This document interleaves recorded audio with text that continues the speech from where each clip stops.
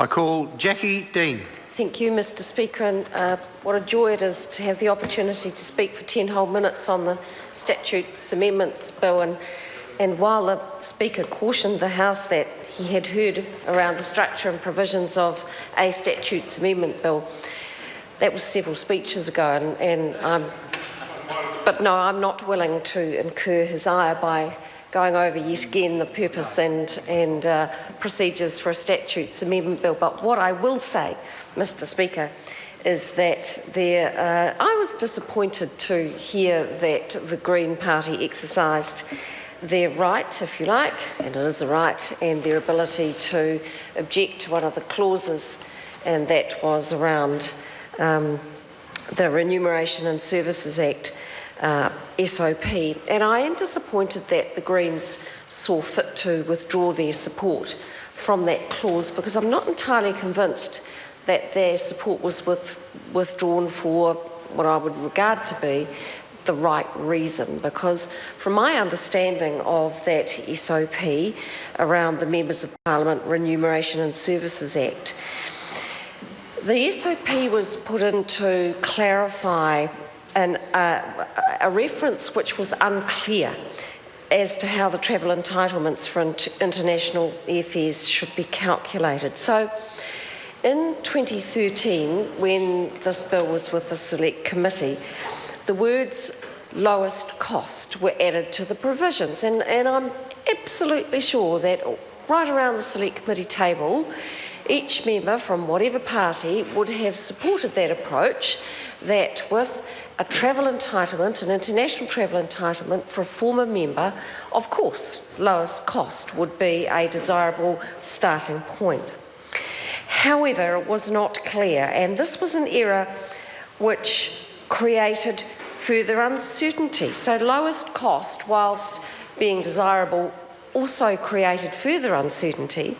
So the proposed SOP was put into the Statutes Amendment Bill to correct that error, which was introduced during the Select Committee proceedings in 2013.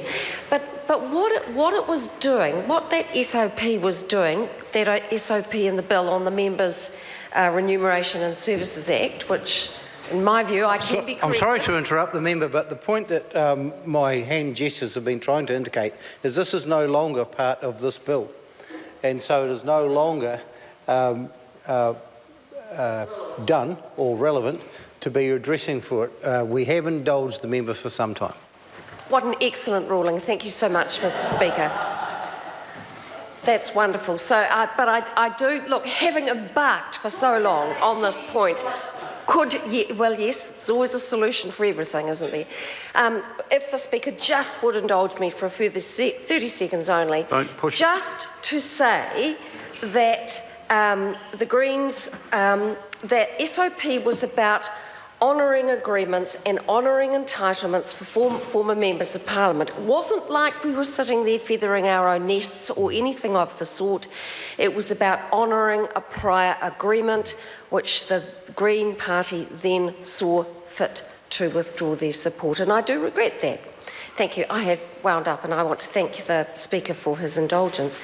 So I want to talk now and take a step back from the Statutes Amendment Bill and just take a step back from it to talk about the Select Committee consideration of the bills in the first instance. So they've been captured, many of them, in this bill, but prior to them appearing in this bill, because there were oversights or drafting errors or various reasons for them to be in this bill, there was a Select Committee consideration of them. And I was going through trying to identify a bill where I was involved in the Select Committee process, and it started making me wonder, how is it with the Select Committee process where members sit around sometimes for months considering a clause by clause by clause revision tracked version of the bill, and we discuss various clauses and what the consequences of those are, and are there any unintended consequences? It's not like we don't ask those questions in the Select Committee process. So I guess the clauses in this bill where I may or may not have sat round the table really generally will pertain to perhaps the Local Government Act in this instance. And so clause in the bill, clause 42 of the Local Government Act, makes a consequential amendment removing an outdated reference to a borough council. And you have a look at that and you think, well, we haven't had borough councils since the 2002 Act. Now, I came into Parliament in 2005, so there never were any borough councils in the time of my time in Parliament. And so it's just, I'm reflecting that it is despite all the hard work done by many members of Parliament, these unintended consequences or these omissions and these errors do pop up in statutes. And I do also acknowledge a previous speaker, Ruth Dyson, when she went through the members of the Government Administration Select Committee and praising the Labor ones, as you do. But I think that member is quite right that in working up this bill, the Government Administration Select Committee, over the months that it did work up this bill, delved quite deeply into a number of statutes and found some significant and some minor. While they meant mainly to be minor and insignificant, there are a few in there which did catch my eye as being slightly more substantial. And Part 20 of the bill, National Animal Identification and Tracing Act, so the NAIT Act of 2012.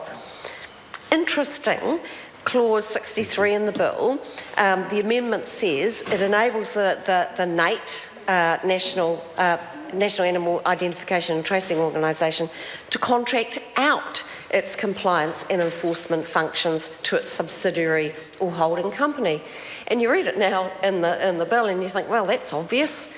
Why didn't the Primary Production Select Committee capture it at the time? And I don't know the answer to that, but it does perhaps beg the question that the Select Committee process, as thorough as it is and as diligent and hard-working as its members are, don't always get it right. Nor, Mr. Speaker, do the Parliamentary Council and the drafters. And that's another aspect which is captured in this bill that I want to briefly touch upon, because select committees are well served by those officers of Parliament whose job it is to support us in our consideration and deliberation of the bill. So, for example, the National Parks Act 1980, which is clause 21, or part 21, of the bill, will have had in 1978 and 1979 and 1980 a bill introduced to the House by the then probably not Primary Production Minister for Agriculture it will have been, who will have taken advice from officials. The bill will have been drafted, put by Cabinet, goes through the House, gets to the Select Committee. Select Committee considers it over some months, takes in submissions, incorporates those into the bill, and relies on advice of officials and of the bill drafters. And we do that, but we can't just sit back and accept blindly what those officials tell us, because they're human too, and maybe some of the drafting needs to be corrected, as has popped up in this parts 65 and 66 of this omnibus bill, where clause 65 corrects a drafting error by replacing references to conservation management plan with management plan. Really minor stuff. And probably easy to see why it was missed back in 1979, probably 1980, and clause 66 of the bill, which corrects a drafting error again and restores the power to forfeit seized property used illegally in National Park. And that's the reverse of the repeal of a section 61.8. And you can see the complexity that we get ourselves into when we start delving down into the processing of the original bill, gets enacted into Parliament, and then suddenly we discover that there are some parts of it which were unintended. I wouldn't ever call them sloppy or bad work or not well considered, because I know that every select committee chair does their utmost to return a bill in better shape for second committee stage and third reading than they got it. It is one of those tenets, I guess, of us as parliamentarians, those of us involved in the Select Committee process, is that we want to do a good job. So now we have the Statutes Amendment Bill. I want to thank the Speaker for his indulgence as I ranged slightly wide of the mark and commend the bill to the House. I call Adrian Rurahui.